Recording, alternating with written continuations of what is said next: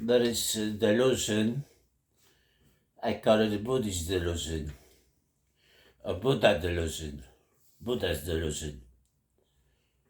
This is delusion which is happening after enlightenment, and it started from Siddhartha.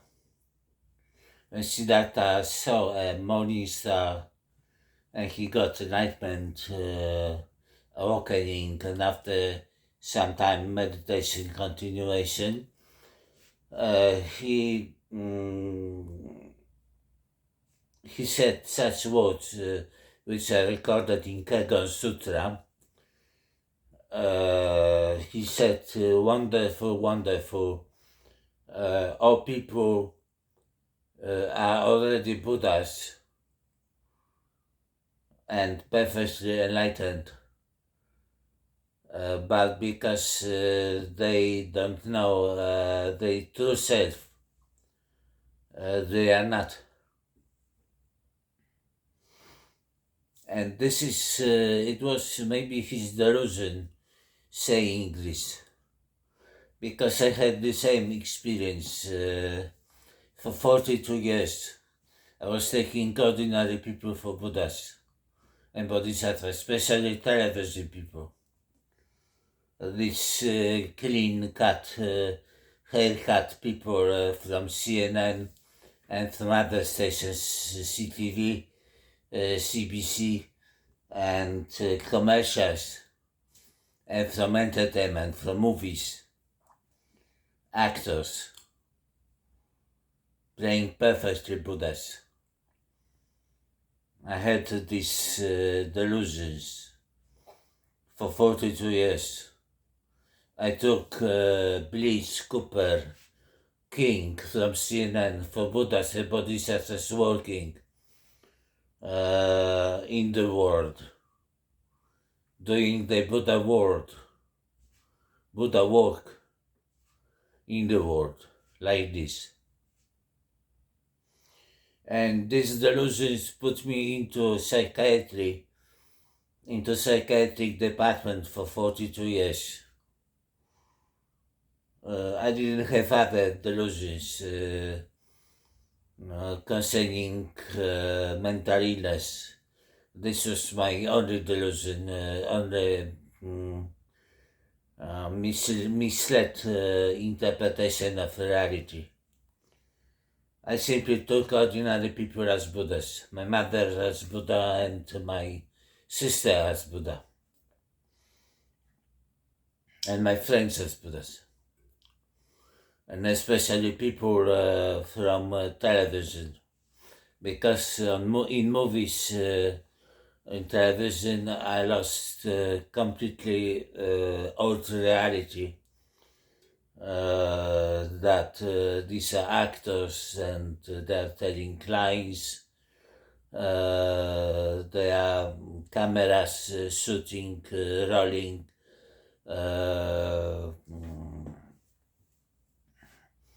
There are people working with the movie.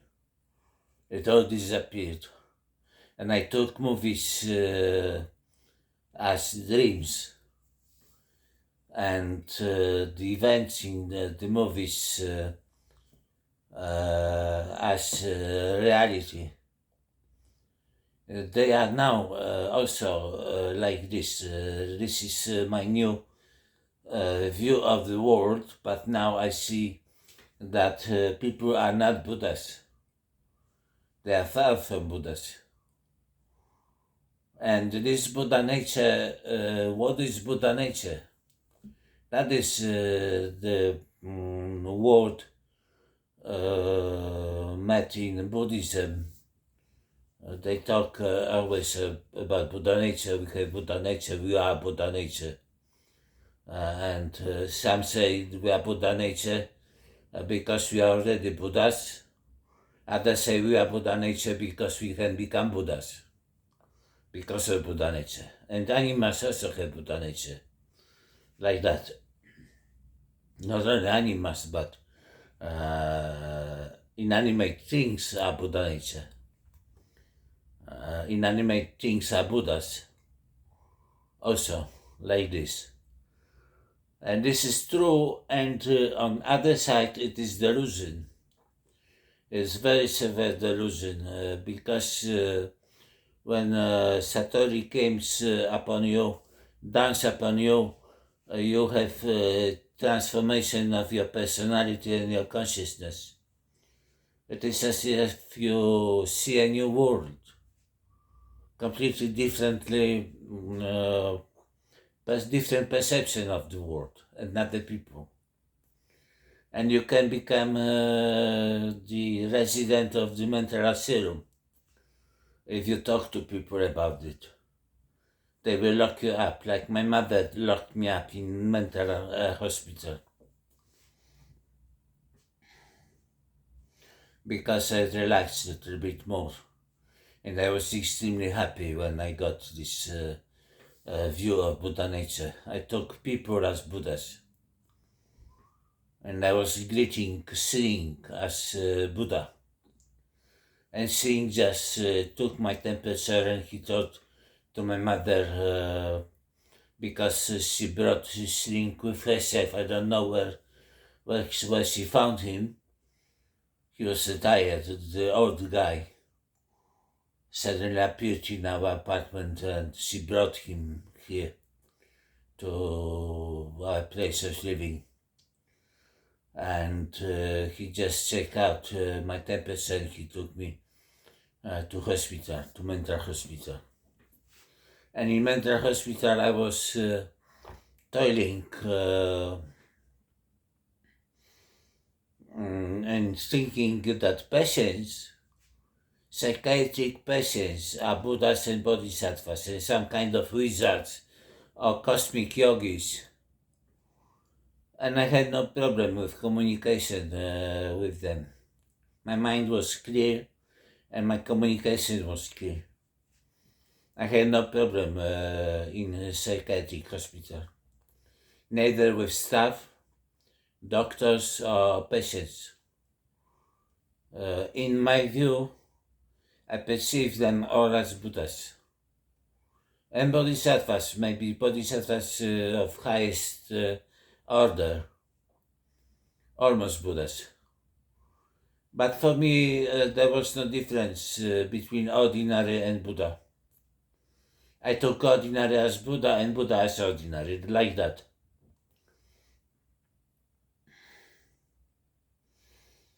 So Buddha,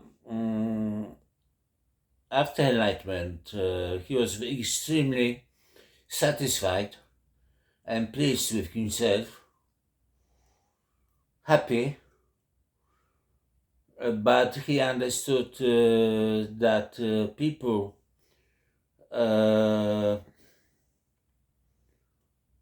won't understand his mind, his attainment. He said, all people are Buddhas, but from the other side, he said that people don't understand his mind. And he wanted to commit suicide. He wanted to commit end of his life and to move on to next level of his quest, of his existence. We don't know precisely what happened to Buddha Shakyamuni. Where is he now? What is he doing now? And what is nirvana? What is his nirvana? What he was meaning by nirvana? Some people say nirvana is like you have a candle, you blow off the candle and light is gone, and you blow off your life and your life is gone and you disappear into non-existence, and you are no more existent. Others say that Buddha went to some kind of Buddha field. His clear light mind created environment for him in Buddha field, called Buddha field or Pure Land. And he was also talking about in sutras about Pure Lands of Buddhas and Bodhisattvas.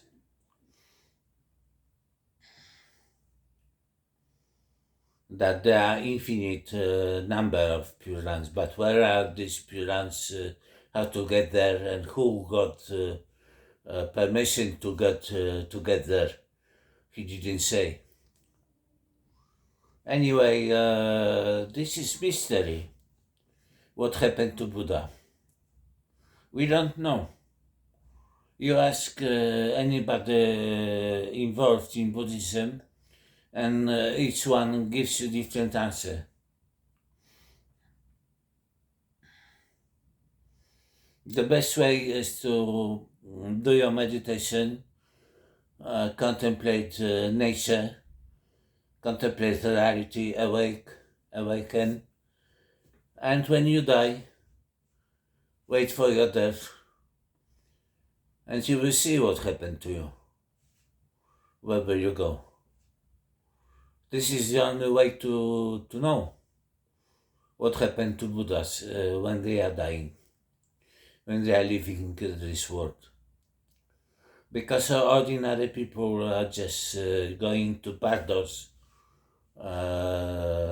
recorded by Padmasambhava, Guru Rinpoche in bardos teachings.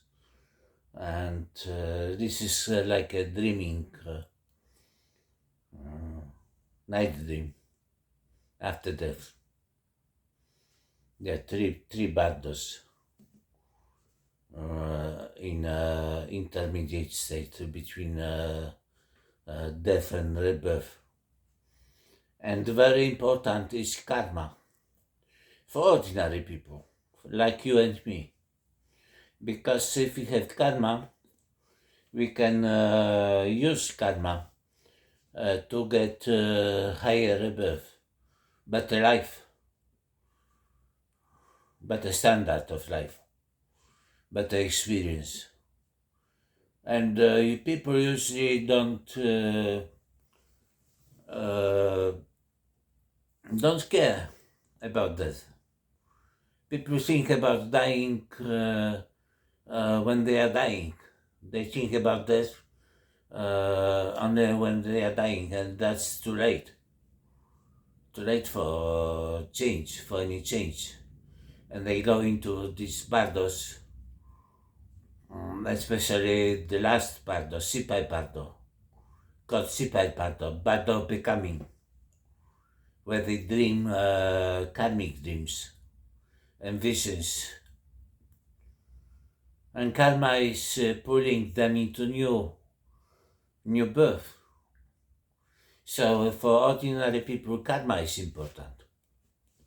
For Buddhas, karma is not important. For Buddhas, Buddha nature is important.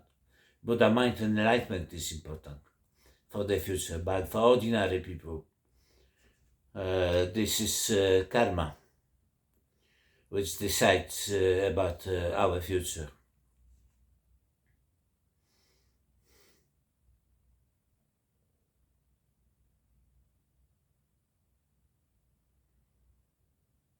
Now, what did you do in your life? What were you doing in your life? With your life? That will create karma for you.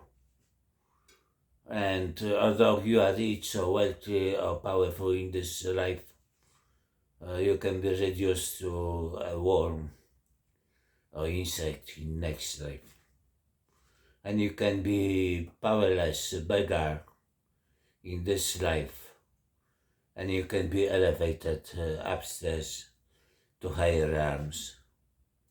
It depends on your cognition and on your goodness of your heart, on your spiritual development, your spiritual life, your connection to spiritual matters, spiritual figures like Shiva, Krishna, or Christ, or Buddhas, and Bodhisattvas like Avalokiteshvara or Tara or Manjushri.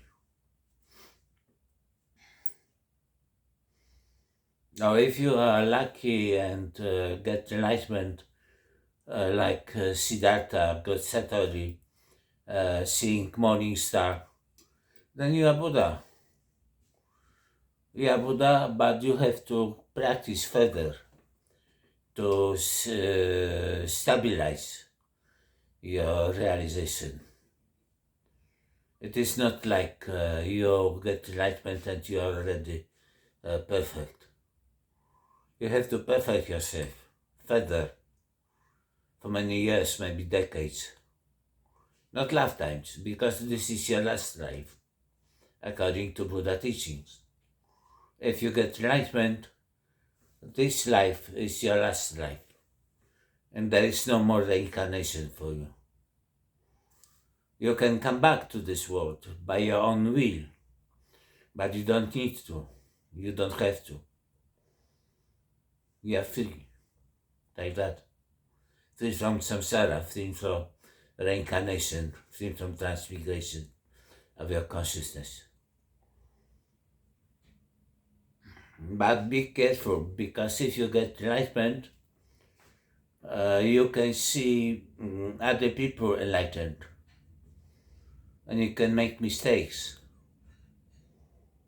and land in a mental asylum, like myself. But for me, mental asylum is no problem. I had no problem in a psychiatric hospital. There was some confrontation with staff, but it was necessary to, because timing is important. If you are in mental hospital and you are under the psychotropic drugs, psychotropic medication, psychotropic medication can alter your consciousness, your states of emotions. You can be different person than you usually are, because psychotropic is working on you, in your brain, in your head. And sometimes psychotropic can cause you hallucinating, hearing voices, cause you delusions, cause you some kind of suspicious people are talking to you. There are in psychiatric board many crazy people, mad people, or less mad people, ordinary people. But some people are talking to you messages. They have something in their head, some ideas running in their consciousnesses. And they, when they talk to you, they talk their ideas to you, and they sometimes project on you your ideas. And if you believe them, you catch yourself in their ideas, and you can get paranoid, like themselves. So be careful when you are in state of enlightenment. And when you realize that you are enlightened, you realize that you are enlightened when you see people enlightened. When you see people as enlightened Buddhas, then you are Buddha. You are enlightened. When you are enlightened and you don't see people as Buddhas, you are not enlightened. You are not Buddha. That's the difference. That's why in Kegon Sutra, Buddha said, wonderful, wonderful, all people, all beings are already Buddhas, perfectly enlightened. And because they are attached to thinking and their ideas, they cannot realize that the Buddha nature like that.